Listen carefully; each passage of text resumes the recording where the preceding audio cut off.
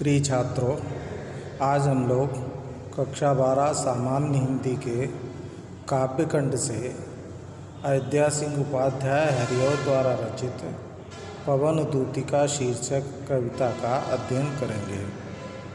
21वां पद देखिए। धीरे लाना वहन करके नीप का पुष्प कोई, ओ प्यारे के चपल दृग के सामने डाल देना। प्रसंग चल रहा था कि श्रीमती राधिका ने पवन को अपनी दूतिका बना करके कृष्ण के पास भेजने का निर्णय किया। उसी परिप्रेक्ष्य में वे पवन को दिशा निर्देश देती हैं कि कैसे जाना है, क्या करना है।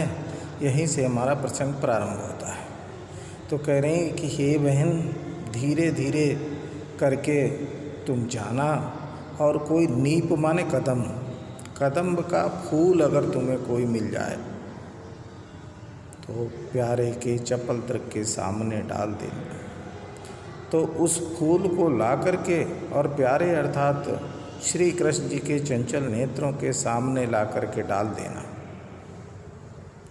ऐसे देना प्रकट दिखला नित्य आशंकिता हो। उस पुष्प को श्री कृष्ण जी आश्चर्यचकित होकर के देखेंगे, क्योंकि वो पुष्प तो गोकुल में पाया जाता है, कदम के वृक्ष यमुना के किनारे पाए जाते हैं। यहाँ उनके घर में ये पुष्प कहाँ से आया, ऐसा उनको आश्चर्य होगा। तो ऐसे देना प्रकट दिखला नित्य आशंकिता। तो इससे उनको ये समझाना कि जिस प्रकार श्री कृष्ण जी आश्चर्यचकित होकर के उस पुष्प को देख रहे हैं, ऐसे ही नित्य राधा रोज सशंकित होती है कृष्ण की याद करके।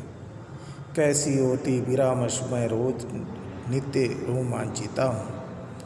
ऐसे ही कृष्ण के वियोग में नित्य इसी प्रकार से रोमांचित होती रहती हूँ। बैठे नीचे जिस बिटप के श्याम हूँ, वे उसी का कोई पत्ता निकट उनके नेत्र के लिए हिलाना।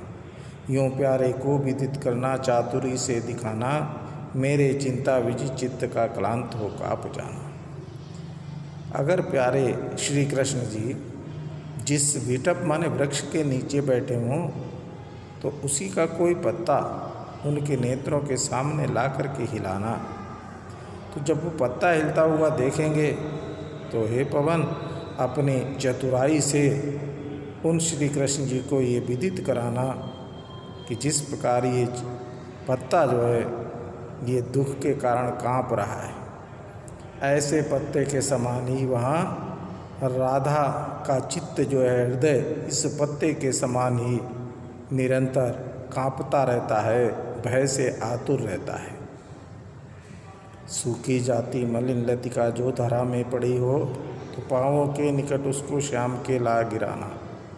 अगर कहीं रास्ते में एक सूखी हुई लता जो अपने मूल से अलग हो गई हो, वृक्ष से अलग हो गई हो और कुमिलाई हुई धरा माने पृथ्वी में पड़ी हो, तो तुम उस लता को श्री कृष्ण जी के पाँवों के पास ला कर के गिरा देना।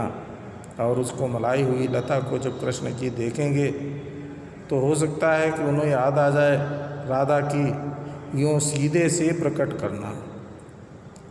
उनको इस प्रकार ये दर्शाना, बताना कि जिस प्रकार ये लता अपने मूल से वंचित हो गई है, प्रीत से वंचित हो गई, अर्थात अपने मूल से अलग हो गई है, तो उसी प्रकार मेरा होना अति मलिन और सूखते नित्य जाना। उसी प्रकार से गोकुल में राधा आपसे अलग होने के कारण नित्य मलिन होती जाती है। नित्य दुखी रहने के कारण उसका शरीर नित्य सूखता जा रहा है, चेहरा मुरझाता जा रहा है। इसमें भाषा खड़ी बोली है, छंद मंदाक्रांता है, रस वियोग श्रृंगार है, उपमा अलंकार है, अनुप्रास अलंकार है।